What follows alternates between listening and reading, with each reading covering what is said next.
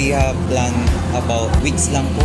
We event pa po nung last po, which is yung semi-palakasan. So, medyo tight pa po yung days na yon. Actually, madaming challenges ang naibigay nitong lamparan sa amin. First is yung pagganap ng venue, and the second is the budget. Medyo tight pa po kami since kakatapos lang event namin nung weeks before itong lamparan na to. So, let's find out kung ano bang may papakita ng CMA. Ayun, so our dance floor is dedicated to all FINMA Upang students, especially the struggles and then how we can handle it, the pressure, I guess. And then let's find out na lang, I guess, the December 6